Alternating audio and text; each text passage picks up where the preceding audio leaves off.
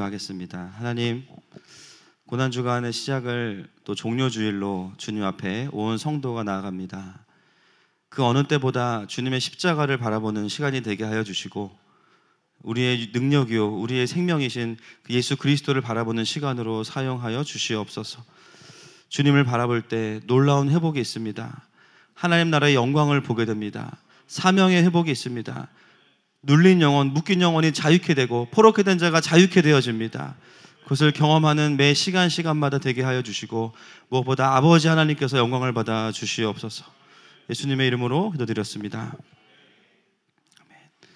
오늘은 종료주일입니다. 종료주일은 아시겠지만 예수님께서 예루살렘에 입성하시는 주일이죠. 얼마 전에 우리 이정도 집사님 가정에 올 때 은율이가 나뭇가지를 꺾어가지고 호산나를 외치더라고요. 참 놀라웠습니다. 종료주일이 그런 것이었구나. 그 모습은 어떤 모습이었냐면, 오늘 본문에 등장하는 예수님께서 예루살렘에 입성하시는 그 모습, 오늘 본문에서 보고 있습니다. 사실 예수님은 이전에도 예루살렘에 여러 번 오셨어요. 그렇죠? 근데 오늘 오시는 예수님의 모습은 이제 마지막 남은 사역을 완성하시기 위해 오십니다. 예루살렘에 있던 수많은 유대인들은 그 예수님을 환영합니다. 그래서 오늘의 모습은요, 왕의 즉위식과 같은 모습이죠. 8절 말씀을 같이 한번 보시겠습니다. 8절 시작. 무리의 대다수는 그들의 겉옷을 길에 펴고 다른 이들은 나뭇가지를 베어 길에 펴고. 아멘. 왕이 즉위할 때 그것을 기뻐하는 사람들의 그 최고의 존경의 표현이 바로 이런 표현들입니다. 이런 모습이 구약에도 있는데요, 열왕기 하 9장 13절에 보시면 같이 읽겠습니다. 시작. 무리가 각각 자기의 옷을 급히 가져다가 섬돌이 곧 예후의 밑에 깔고 나팔을 불며 이르되 예후. 여러분, 오늘 이 본문의 호산나는요, 예수님께서 기대하시는 의미의 호산나가 아니에요.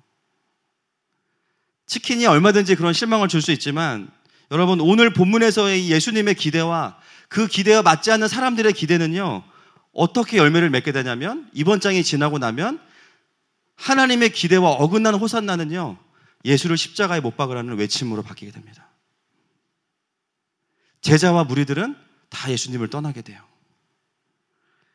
이러한 배경 속에서 성령의 영감을 받은 마태는 한글 성경은 번역하지 않았지만 오늘 본문에 보면 그리고로 시작이 됩니다. 여러분, 다른 복음서 한번 비교해 보세요. 이 예수님의 입성과 오늘 성전 청결 사건 사이에는 하루의 기간이 더 있어요. 그리고 여러 가지의 사건들이 더 많이 기록되어 있습니다. 그러나 마태는 그 기록들을 생략하고 바로 예수님의 예루살렘 입성과 성전 청결 사건을 그리고로 연결하면서 마치 질문에 대한 대답과 같이 우리에게 제시하고 있습니다. 잘못된 호산나에 대한 예수님의 대답, 그것이 오늘 본문의 메시지인 것이죠. 자, 이제 본문으로 들어가겠습니다. 여러분, 예수님께서 만약에 정치적인 왕으로 오셨다면 예루살렘에 들어가자마자 어디로 가셔야 될까요? 궁전으로 가셔야죠. 그리고 번개 몇 개 가지고 가셔서, 그죠? 황제들과 또 분봉왕들을 동시에 다 그냥 싸그리, 그죠? 주님께 보내고 본인이 왕자에 앉으셔가지고 이제부터 이스라엘은 독립이다, 자유다, 다시 다윗의 때를 선포한다, 그러셔야겠죠. 그런데 예수님은 어떻게 하셨습니까? 예수님은 성전으로 가십니다. 그리고 성전에서 우리가 한 번도 보지 못한 예수님의 모습을 보게 돼요. 12절 말씀 같이 읽겠습니다. 시작.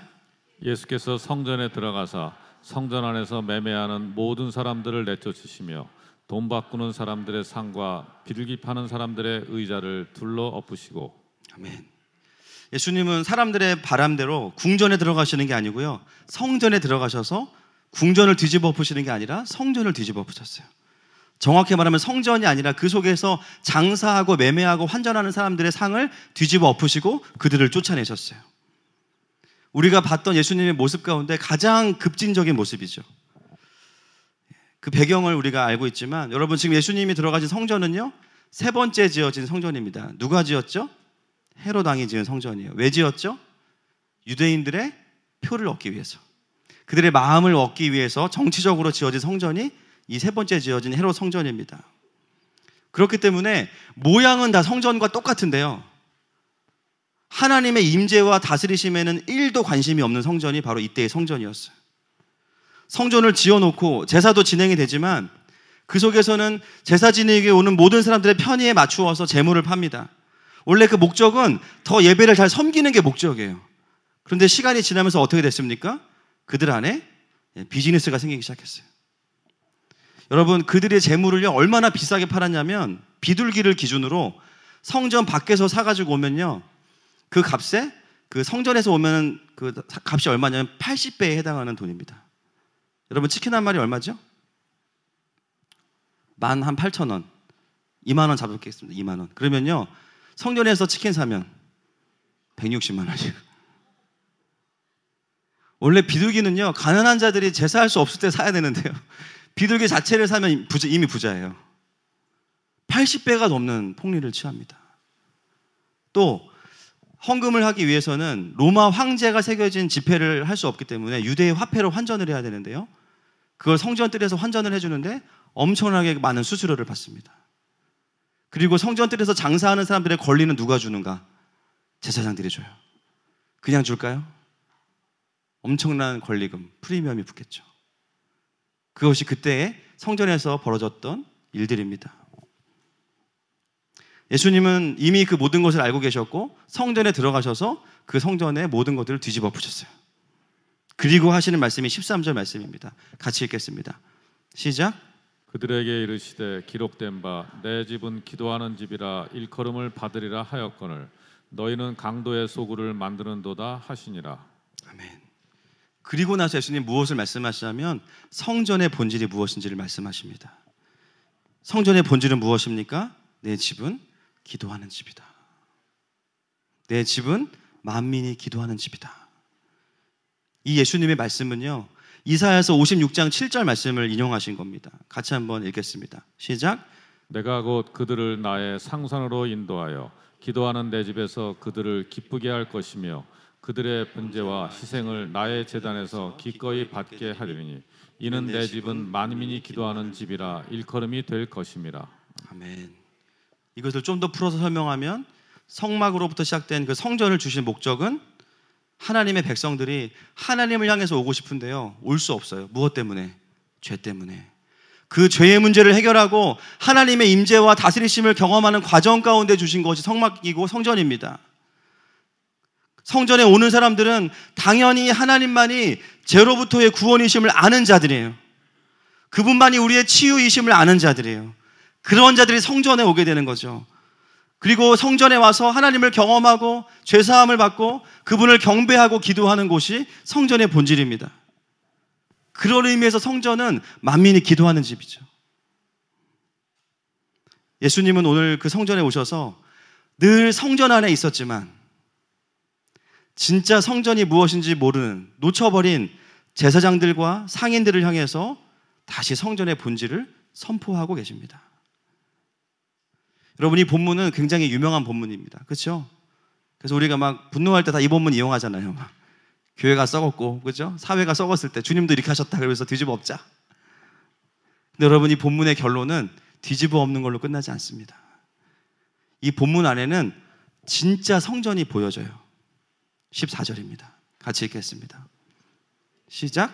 맹인과 전원자들이 성전에서 예수께 나오매 고쳐주시니. 아멘. 여러분, 오늘 이 본문의 가장 중요한 말씀이 14절이에요. 여러분, 성전은 예수님이십니다. 요한복음 2장 19절부터 21절 시작. 예수께서 대답하여 이르시되 너희가 이 성전을 헐라 내가 사흘 동안에 일으키리라. 유대인들이 이르되 이 성전은 46년 동안에 지었거늘 내가 3일 동안에 일으키겠느냐 하더라. 그러나 예수는 성전된 자기 육체를 가리켜 말씀하신 것이라. 아멘. 여러분, 14절은 너무나 간결하지만 너무나 강력하게 말합니다. 맹인과 저는 자들이 진짜 성전 되시는 예수님께 나오는 그 장면을 통해서 참 성전이 무엇인지를 우리에게 보여주고 있어요. 14절에 보면요, 맹인과 저는 자들이 예수께 나오매라고 되어 있는데요, 원어에 보면 예수를 향하여라고 되어 있습니다. 맹인과 저는 자들이 예수를 향하여 나오는 것, 그것이 바로 성전의 본질이에요. 영적으로 마음이 가난한 사람들은 예수님을 향하여 나아갈 수밖에 없습니다. 그리고 예수님의 고치심을 경험하게 됩니다. 여러분, 이 맹인과 전원자들은요, 오늘뿐만이 아니라 사실은 계속해서 성전에 와 있었겠죠. 이미 예수님께서 성전 미문에 있던 안전뱅이도 일으키셨고, 또 그 속에서 많은 일들을 경험했기 때문에 어쩌면 하나님의 임재가 있는 그곳에 가면 내가 회복될지도 몰라, 내가 살아날지도 몰라. 그리고 날마다 그 기대감을 가지고 성전에 왔어요. 그런데 그들의 눈에 보여진 것은 무엇이냐면 비즈니스였어요. 사고 팔고 예배를 위한다고 하지만 그 속에서 돈과 힘과 권력의 논리만이 가득한 모습을 날마다 볼 수밖에 없었습니다. 이들의 바람은 정말 하나님이 나를 좀 이번에 만나주셨으면 좋겠는데, 그 소망 하나로 나와 있는데, 그러나 그들에게 보여진 헤롯이 만든 성전은 성전의 본질을 잃어버린 건물에 불과했던 것이죠. 그런데 오늘 바로 그곳에 진짜 성전의 주인이시고 성전 자체이신 예수님께서 오셨습니다. 어쩌면 제사장들과 상인들에게는 너무나 좋은 영적인 기회였을 거예요. 왜냐하면 성전의 주인이신 하나님이신 예수님이 오셨잖아요. 설령 그분이 개혁을 일으키고 뒤집어 엎었다 할지라도 정말 그분이 예수님이신 걸 알았다면 어떻게 했을까요? 주님, 여기가 주님이 계셔야 되는 곳입니다. 자기의 자리를 내려놓고 주님을 그곳에 초청해야 돼요. 그러나 그들은 그렇게 반응하지 않습니다. 대신에 누가 예수님을 향해서 가게 되냐면요, 앞이 보이지 않고 다리를 저는 자들이 성전 밖으로 나오신 예수님을 향해서 가게 됩니다. 여러분, 맹인과 저는 자들이 가장 힘든 게 뭘까요? 걷는 거예요. 걷는 거예요. 여러분, 눈 감고 주차장에서 여기까지 한번 내려와 보세요. 쉽지 않으실 거예요. 다리를 저는 자가 제일 힘든 게 뭐겠습니까? 걷는 거예요. 여러분, 저는 14절이 그냥 보이지 않습니다. 자신들이 앞이 보이지 않고 걸을 수 없는 자들이요, 그럼에도 불구하고 예수를 향하여 가니라. 예수를 향하여 가니라. 그 속에는 엄청난 예수님을 향한 갈망이 있습니다. 단지 아프기 때문에, 단지 약자이기 때문이 아니에요. 그들의 존재가 예수님을 향해서 엄청난 갈망을 가지고 움직여지고 있는 것이죠. 여러분, 우리가 오늘 봐야 되는 진짜 호산나가 바로 이 호산나입니다. 그냥 정치적으로 좀 우리를 독립시켜줄 왕이 아니라 정말 존재 자체가 예수님을 갈망해서 주님이 없으면 내 인생은 끝납니다. 주님이 아니시면 내 인생은 소망이 없습니다. 절절히 깨닫는 그 존재로부터 흘러나오는 외침이 바로 예수님께로 가게 하는 호산나인 것입니다. 여러분, 오늘 본문에 나오는 이 제사장과 상인들, 그리고 맹인과 전원자들의 차이가 무엇입니까? 바로 이 갈망이에요. 제사장과 상인들은요, 예수님을 향한 갈망이 없었어요. 왜요? 그들에게 중요한 건 예수님이 아니라 지금 이 구조가 유지되는 거예요. 그냥 매일매일 큰 돈이 들어오고, 그렇죠? 문제가 없는 거죠. 굳이 예수님을 의지하지 않아도 삶에 별로 문제가 없어요. 그러나 맹인과 전원자들은 어떻습니까? 회복과 치유가 필요한데요, 이것은 하나님만이 주실 수 있는 거예요. 이 부분이 가장 큰 차이입니다. 그래서 맹인과 전원자들은요, 그 순간에도 예수님께 집중하고 있어요. 그래서 여러분, 성경을 보실 때 부자와 가난한 자, 건강한 자, 몸이 불편한 자의 관점이 아니라 주님을 향한 갈망이 있냐 없냐를 보셔야 됩니다. 맞습니까? 마태복음 5장 3절 말씀 시작. 심령이 가난한 자는 복이 있나니 천국이 그들의 것이며. 여러분, 예수님은요, 가난하고 약한 사람만 찾아가시지 않았어요. 마음이 가난한 자를 찾아가셨어요. 특세 기간에 보겠지만 예수님의 제자 중에는 부자도 있습니다. 니고데모나 아리마데요셉 같은. 그럼에도 불구하고 그들은 신실하게 예수님을 사랑하는 자들이죠. 마음이 가난하기 때문에. 여러분, 성경의 관점은 모두가 다 약자라는 거예요. 주님 모르면 다 약자예요. 맞습니까? 주님 모르면 모두가 다 환자입니다. 할렐루야. 여러분, 우리 모두는 다 예수님이 필요합니다. 다만 삶이 좀 어렵고 몸이 힘든 분들의 경우는요, 어드밴티지가 있어요. 삶이 좀 괴로웠던 분들의 어드밴티지는 뭐냐면 세상에 소망이 없다는 것을 일찍 깨닫습니다. 일찍 깨달아요. 결혼하면 뭐 있나 했는데 없네. 뭔가 내가 저 자리에 올라가면 뭔가 있나 했더니 내려올 걱정하게 되고요. 뭔가 내 인생에 그렇죠? 원하지 않는 관계가 깨어지거나 실패나 고통의 시간들이 찾아와요. 그러면서 무엇을 깨닫습니까? 와, 인간이 참 죄인이구나. 인생이라는 게 참 생각보다 행복하지 않구나. 깊은 절망감이 우리에게 찾아옵니다. 그런데 놀라운 것은 뭐냐면 그 절망이요, 하나님의 선하심 안에 있을 때는, 죄로부터 온 것이지만 하나님의 선하심 안에 있을 때는 그것이 주님을 향한 갈망으로 바뀌어집니다. 물론 어려움이 온다고 해서 다 갈망이 생기진 않아요. 제가 이 연결 관계를 한번 찾아보고 싶은데 못 찾겠어요. 여러 부류의 분들이 계신 거죠. 어려움 속에서 주님을 만나는 분들이 있습니다. 어떤 분들은 삶에 큰 어려움이 없어도 갈망이 있는 분들이 있어요. 가성비가 좋죠, 이거는. 그렇죠? 어려움이 없는데 갈망이 있어요. 어떤 분들은 큰 어려움이 와도 여전히 갈망이 일어나지 않는 분들도 있어요. 어떤 분들은 큰 어려움도 없고 갈망도 없는 분들도 있어요. 진리는 뭐냐면 모든 인간은 갈망이 있다는 거예요. 왜냐하면 하나님의 형상으로 창조되었으니까. 다만 그 갈망이 터져나오지 않는 거예요. 왜 터져나오지 않습니까? 죄로 인해서 가리워졌기 때문입니다. 때로는 고통의 시간들이 오면요, 그것들이 깨질 때가 와요. 내가 세워놓는 벽이 허물어질 때가 와요. 폭풍우가 오면 허물어질 때가 와요. 그럴 때 우리가 무엇을 깨닫냐면 주님의 소망이신 것을 보게 되죠. 다만 그게 늦어지는 분들은 갈망이 없는 것이 아니라 그 갈망이 교만이나 다른 거짓된 만족으로 일시적으로 덮여져 있기 때문에 내가 스스로 인지를 못하는 것뿐입니다. 중요한 건 뭐냐면요, 주님을 만나는 자들에게 공통적인 태도가 뭐냐, 주님을 향한 겸손과 갈망이라는 것입니다. 왜 그렇게 갈망이 중요할까요, 여러분?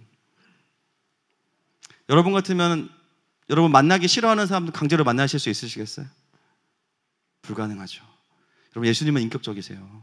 갈망은 뭐냐면요, 내가 주님이 필요하다고 동의하고 고백하는 것입니다. 너가 정말로 날 원하니? 정말 너의 인생이 나를 초청하고 있니? 정말 너의 존재가 날 원하고 있니? 그것이 갈망이에요. 그냥 우리가 막 안달나게 해서 네가 나를 아주 애를 쓰고 애원을 해야 만나주겠다, 그게 아니라 정말 너라는 그 존재가 나를 필요로 하니? 호산나 외치지 않아도 우리의 존재가 호산나를 외치면 주님은 오십니다. 오늘 우리 안에 그 갈망을 덮고 있는 우상들이 떠나가기를 선포합니다. 그리고 새로운 갈망이 임하기를 축복합니다. 오늘 이 맹인들과 전원자들 안에는요, 그 갈망이 있었던 거죠. 제사장들과 상인들이 부자여서 안 만나주신 게 아니에요. 그들은 여전히 그 갈망이 돈과 교만으로 덮여져 있었기 때문에 찾아오신 예수님을 발견할 수 없었던 것이죠. 그 삶의 우상들이 그들의 갈망을 막고 있는 거예요.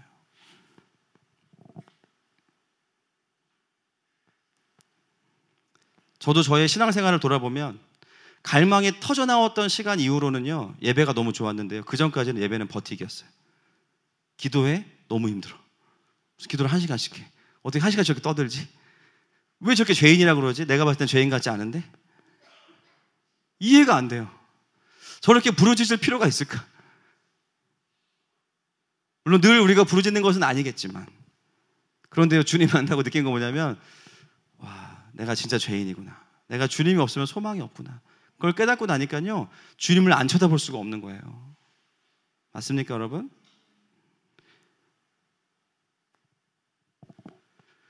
하나님을 경험하고 만날 때 우리에게는 갈망과 우리가 죄인됨에 대한 완전한 깨달음이 오게 되고 인정이 오게 되죠.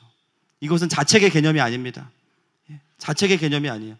자책과 죄책은요, 비슷한 것 같은데 나를 죽이는 쪽으로 가요. 그러나 회개는 똑같이 죄에 대한 직면과 깨달음이 있는데요, 하나님의 은혜를 깊이 누리게 합니다. 그리고 나를 살아나게 합니다. 그리고 십자가의 사랑이 더 귀한 줄 알게 돼요. 할렐루야. 다른 사람을 더 사랑하게 돼요. 그리고 내가 죄인입니다라고 고백하게 돼요. 그러면서 내가 더 건강해지는 거, 그게 하나님께서 주시는 회개입니다. 여러분, 똑같은 죄를 제자들이 지었어요. 가룟 유다와 베드로가 똑같이 예수님을 팔아먹고 부인하죠. 근데 가룟 유다는 후회를 합니다. 후회의 결과는 자기가 책임져야 되니까 죽어요. 베드로는요, 회개를 합니다. 회개하면 삽니다. 다시 사명을 회복합니다. 비슷한 것 같은데요, 어떤 분들은 가룟유다가 되게 양심적이라고 생각해요. 여러분, 그건 주님이 원하시는 반응이 아니었어요. 후회가 아니고 회개를 원하셨는데 가룟유다는 후회를 하고 삶을 스스로 포기하죠. 우리가 하나님 앞에서 건강하게 갈망이 있고 그 주님을 경험하기 시작하고 우리의 죄인됨을 인정하기 시작할 때 어떤 일이 벌어지냐면 맹인이 보게 되고요, 젖는 자는 걷게 되고요, 몸이 썩은 자들은 몸이 살아납니다. 망가졌던 내 영혼이, 망가졌던 내 마음이 다시 하나님의 형상을 회복하게 돼요. 그러므로 우리가 주님 앞에 나아갈 때 갈망과 죄인됨을 아는 겸손함으로 나아갈 수밖에 없는 것이죠. 늘 예수님을 괴롭혔던 바리새인들, 예수님 뭐만 하면 와가지고 계속 이야기하고, 예수님이 그들을 미워하셨습니까? 아니에요. 계속 그들에게 말씀하시죠. 너희들 안에 교만함을 보라고. 끊임없이 자기들은 의인이라고 생각하고 세상은 불의하다고 말하지만 그들이 진짜 의인이어서가 아니라 그들의 문제는 뭐냐면 자기가 얼마나 죄인인지를 깊이 직면하지 못했기 때문이에요. 그걸 직면한다면 예수님께 그렇게 반응할 수 없습니다. 사랑하는 여러분, 오늘 본문은 우리에게 우리가 어떤 마음으로 주님 앞에 나아가야 되는지를 말씀하고 있어요. 맹인과 젖는 자와 같은 마음이에요. 예수님께 나아갈 때 우리의 고백은, 주님, 제 마음이 많이 망가져 있어요. 제 삶이 많이 망가져 있습니다. 주님이 오늘 저를 살리시지 않으면 저는 하루도 하나님의 사명을 이룰 수 없습니다. 연명하는 건 가능해요. 밥 먹고 그냥 좀 즐겁게 지내는 거 가능해요. 주어진 일을 좀 하는 건 가능해요. 그러나 하나님 나라의 일을 살아낼 수 없어요. 표현은 좀 다를 수 있지만 늘 하나님 앞에 이 갈망과 겸손함이 있기를 축복합니다. 야고보서 4장 6절 말씀 같이 읽겠습니다. 시작.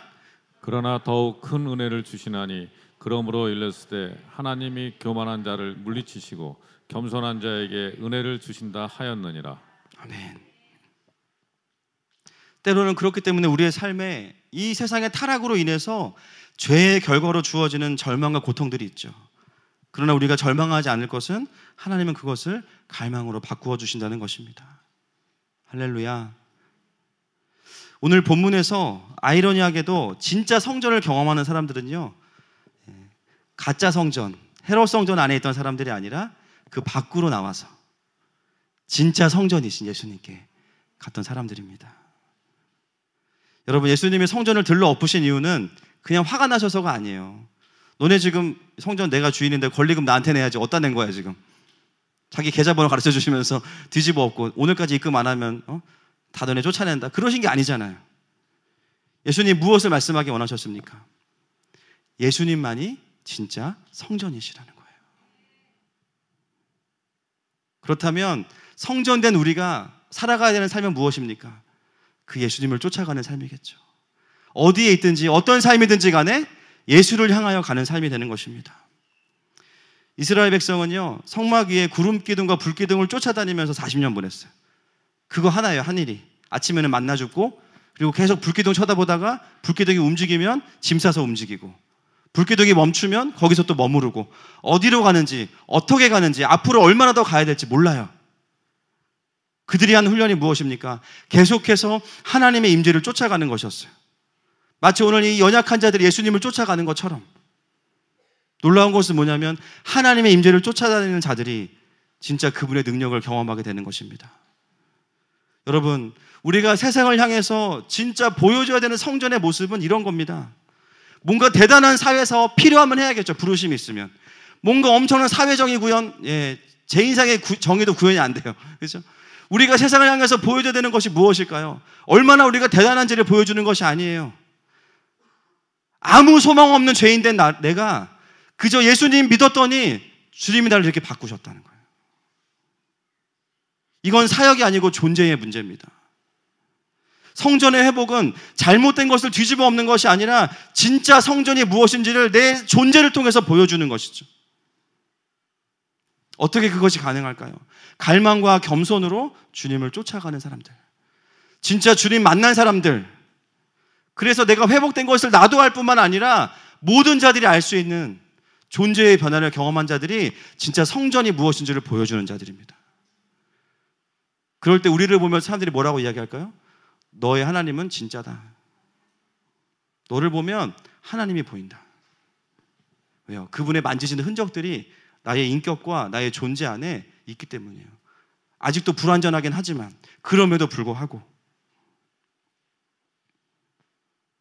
여러분, 우리 스스로는요 이 땅에 어떤 유토피아도 이룰 수 없습니다. 동의하십니까? 주님이 오시는 수밖에 없어요. 그래서 우리의 질문은 뭐냐면, 나는 정말 예수님을 만났나? 그래서 그분이 나에게 어떤 부분을 만지셨나?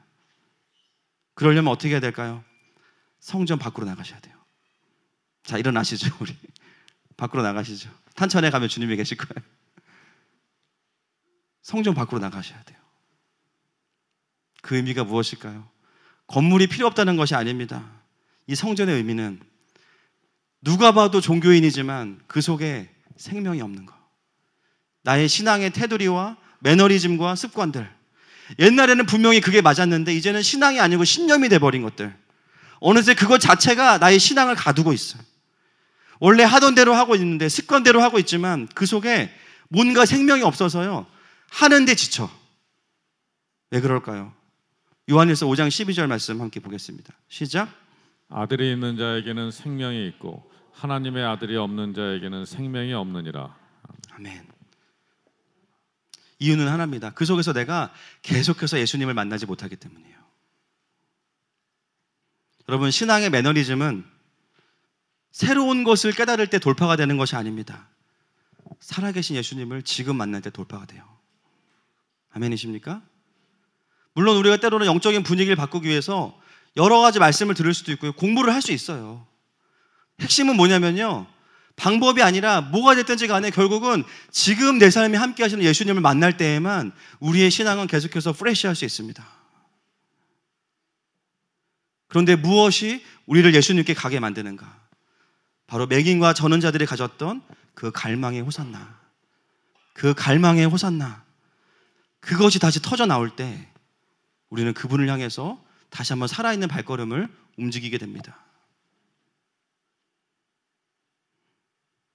참 쉽지 않습니다. 저도 보면요, 어느 순간 마음이 부유해졌어요. 좀 큰 어려움이 없고 또 그죠? 평안하고 이러면요, 어느 순간 기도 시간이 줄고 예배를 막 간절히 못 드리겠고 그럴 때가 너무 많아요. 등 따시고 배부르면. 그러다가 또 깨닫죠. 아, 내가 주님을 갈망하지 않았구나. 이게 죄책감이 아니에요, 여러분. 죄책감으로 보시면 안 됩니다. 그리고 다시 하나님 앞에 엎드리게 돼요. 그럴 때 우리가 깨닫는 것이 있습니다. 정말 내가 내 중심적인 사람이구나. 사랑하며 살고 싶지만 많은 사람들에게 상처를 줄 수밖에 없구나. 그런데 우리는 내가 준 상처는 하나도 기억 못하고 받은 것만 기억하죠. 그게 자기 중심성이에요.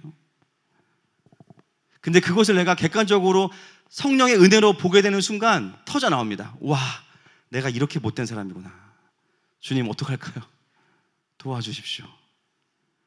그때 터져 나오는 게 호산나예요.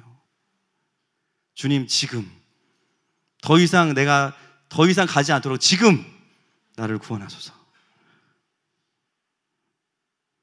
여러분, 그럴 때 없으십니까? 기도조차 나오지 않을 때 그냥 막 답답하고요, 너무 사무치게 외롭고 너무 억울하고 너무 뭔가 삶의 두려움 때문에 밤잠을 잘 수 없을 때, 여러분, 그럴 때 그런 기도 해본 적 있으시죠? 큰 기도나 뭐 오랜 기도가 아니에요. 그냥 앉아서 딱 한마디 하는 거예요. 예수님, 예수님, 예수님. 그냥 그분의 이름을 부르는 거예요. 예수님.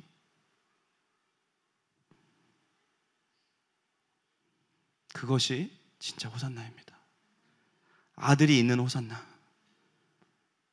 여러분, 그때 무엇을 경험하게 됩니까? 그 내 안에 계셨던 예수님이시지만 예수님이 나에게 오셔서 새 일을 행하십니다. 내일부터 이제 고난주간이 시작되는데요, 우리가 제자들, 그러면 12제자를 중심으로 생각하는데, 제가 이제 말씀을 보다가 뭐 여러분도 다 아시는 거지만 고난주간에 예수님 곁을 지킨 제자들은 없어요. 아시죠? 네. 제자들을 설교하고 싶은데 없어, 본문에. 예, 물론 그들을 정죄하는 게 아니고 우리도 당연히 그 실존이 우리한테도 있어요. 그죠? 무리들과 제자들은 이제 오늘 앞에까지 등장하고 이제 배신하고 안 옵니다, 당분간. 그리고 예수님을 방관하거나 정죄해요. 대신에 고난 주간 동안에 예수님의 곁을 지켰던 무명의 제자들이 있어요. 오늘 입성할 때 외쳤던 그 허무한 호산나 말고 대신에 예수님의 곁을 지킨 자들이 있어요. 보면요, 여인들이 있고요. 여인들, 향유옥합을 부은 여인들, 또 예수님의 마지막 그 무덤에도 여인들이 찾아가죠. 또 구레네 시몬, 지나가다가 너 일로 와봐, 십자가 지고. 구레네 시몬, 예수님의 죽음을 보면서 하나님의 아들이었다고 고백하는 로마 군대 백부장, 또 예수님의 장례를 치루었던 아리마대 요셉과 니고데모. 별로 유명하지 않은 사람들이에요. 이 자체가 주는 메시지가 있습니다. 그래서 내일부터 또 좀 이따가 이제 집에 가서 주무시고 또 오셔야 돼요. 내일 새벽부터 이제 한 명 한 명을 볼 거예요. 그리고 금요일 밤에는 이제 그 아리마대 요셉을 정점으로 같이 좀 나누려고 합니다. 기대하는 것이 있습니다. 하나님 주신 마음인 것 같아요. 뭐냐면 이 시간 속에서 우리 모든 성도들 안에 물론 많지는 않지만 그럼에도 불구하고 헛된 호산나가 있다면 사라지기를 선포합니다. 진짜 호산나가 터져나오기를 축복합니다. 그것만 터져나오면 됩니다. 신앙생활을 했지만 뭔가 갈망이 일어나지 않고 뭔가 매너리즘이 있고 뭔가 더 앞으로 갈 수 있을 것 같은데 뭔가 묶여있는 것 같고 돌파가 있을 것입니다. 또 누군가는 새벽에 말씀을 듣는 가운데 성령께서 임재하셔서 예수님을 인격적으로 만나게 될 줄로 믿습니다.